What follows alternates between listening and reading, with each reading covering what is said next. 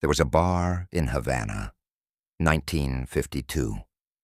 A young journalist sat across from an old man. The old man had a white beard, thick hands, and eyes that looked like they had seen things the rest of the room had not.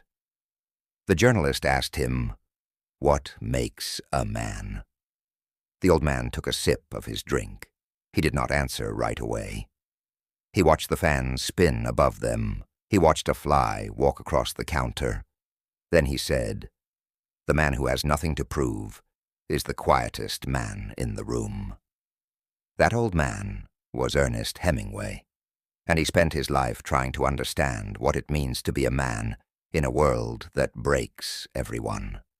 This is not an episode about shouting.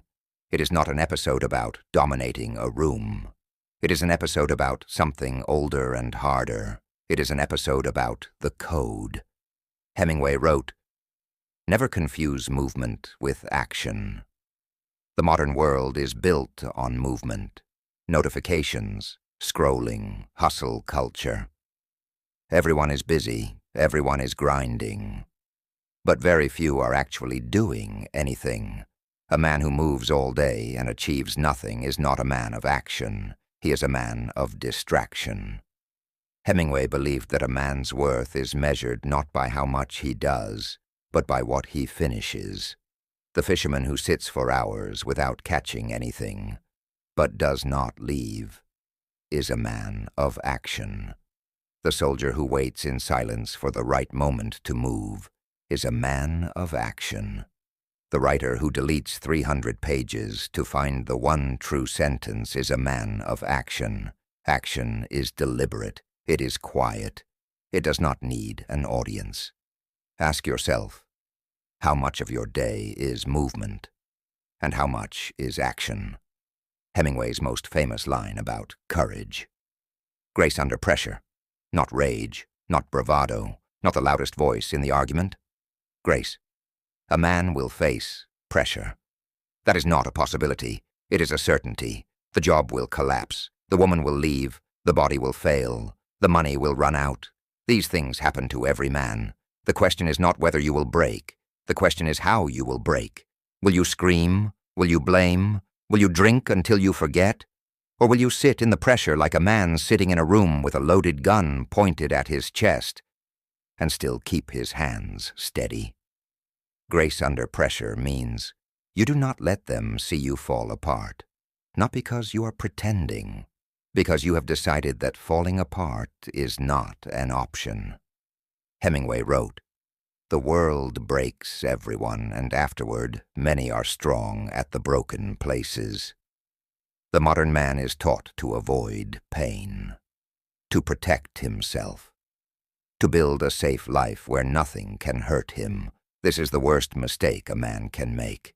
A man who has never been broken is a man who has never been tested, and an untested man is dangerous, mostly to himself. He believes he is strong because he has never had to be. Hemingway was wounded in the First World War, shrapnel in both legs. He nearly died. He spent 6 months in a hospital, and when he came out, he was not the same man. He was better, not despite the wound, because of it. Your wound is coming. Or maybe it has already arrived. Do not run from it. Let it break you, where you need to be broken, and then build yourself back, stronger at the broken places. Hemingway rewrote the ending of A Farewell to Arms 47 times. When asked why, he said, "To get the words right." This is what separates men from boys, the dedication to craft, not talent, not genius, the boring, daily, invisible work of getting better at something until you are undeniable. The modern man wants results without process. He wants the body without the gym, the money without the work, the respect without the skill. Hemingway would have laughed at this.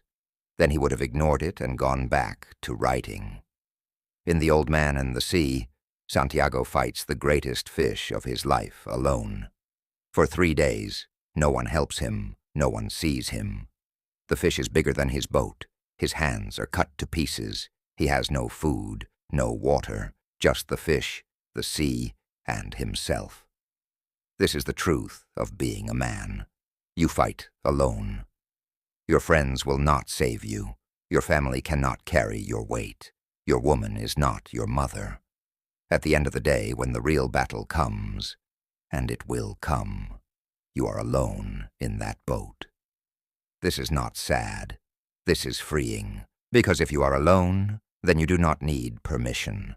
You do not need approval. You do not need anyone's blessing to fight your fish. Accept this early. Make peace with the solitude. And when the fish comes, and it will come, you will be ready. So what is the code? Hemingway never wrote it down as a list, but it lives in every page he wrote. Do what you said you would do. Finish what you started. Do not complain. Do not explain yourself to people who do not matter. Protect those weaker than you. Face death with dignity. Never betray a friend. Work when no one is watching. Keep your word like it is the only thing you own. And when the world breaks you, break it back, quietly, with grace. Santiago lost the fish. The sharks took it. He sailed back to shore with nothing but a skeleton. Was he defeated? No. Because he fought. He fought with everything he had. And that fight, not the result, is what made him a man. Hemingway wrote, "A man can be destroyed, but not defeated." You will be destroyed, parts of you at least, your pride, your plans, your body. These things will be taken from you. But you, the man who keeps going, cannot be defeated. Not unless you decide to stop. So do not stop. Sit in the boat, hold the line. And when the fish comes, fight it like a man. That is the code. That is Hemingway. And that is your life.